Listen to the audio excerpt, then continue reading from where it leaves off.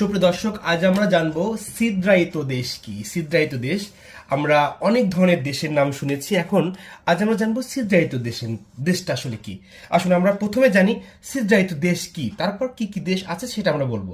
ধরুন, একটা স্বাধীন সার্বভৌম দেশের মধ্যে যদি অন্য একটা দেশ অবস্থিত হয়, তখন ওই যে পুরো দেশটাকে বলা হয় ছিদ্রায়িত দেশ।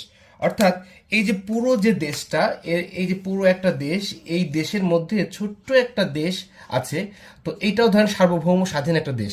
আর এই পুরো বড় একটা দেশ তার মধ্যে অবস্থিত, এই পুরো দেশটাকে বলা হয় ছিদ্রায়িত দেশ। আসলে আমরা জানি ছিদ্রায়িত দেশ কোন কোনগুলো এবং কয়টি দেশ আছে, আমরা সেটা জানবো।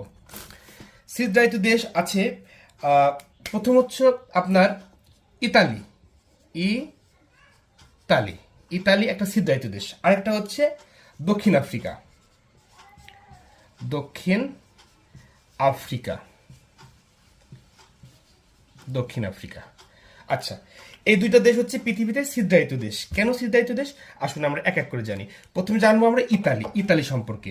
আচ্ছা, আপনারা হয়তো ইতালির ম্যাপ দেখলে বুঝতে পারবেন, ইতালি আমি ধরলাম এই এক ইতালি দেশ, এর মধ্যে দুইটা দেশ আছে। একটা হচ্ছে ভ্যাটিকান সিটি, আর একটা হচ্ছে, আমি লাল কলম দিয়ে লিখছি, একটা হচ্ছে ভ্যাটিকান সিটি আর একটা হচ্ছে স্যান মেরিনো। অর্থাৎ এই দুইটা দেশ ইটালির মধ্যে অবস্থিত। তাহলে কোন কোন দুইটা দেশ ইটালির মধ্যে অবস্থিত আমরা সেগুলোর নাম লিখে ফেলি। একটা হচ্ছে ভ্যাটিকান সিটি, ভ্যাটিকান সিটি, আর একটা হচ্ছে স্যান মারিনো।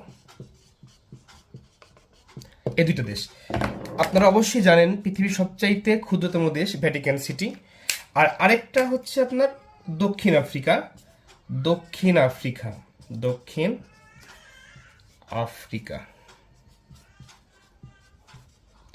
এই দক্ষিণ আফ্রিকার মধ্যে আপনার ম্যাপে দেখলে অবশ্যই বুঝতে পারবেন, দক্ষিণ আফ্রিকার মধ্যে একটা দেশ আছে, তার নাম হচ্ছে লেসোথো।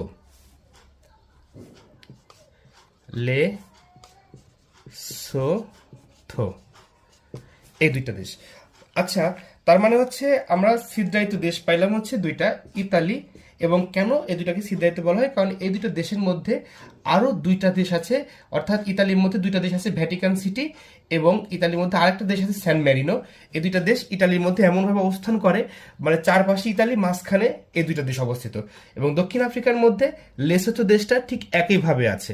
সুতরাং ছিদ্রায়িত দেশ কি আমরা বুঝলাম এবং কোন কোন দেশ আমরা জানলাম। ঠিক আছে, ধন্যবাদ সবাইকে।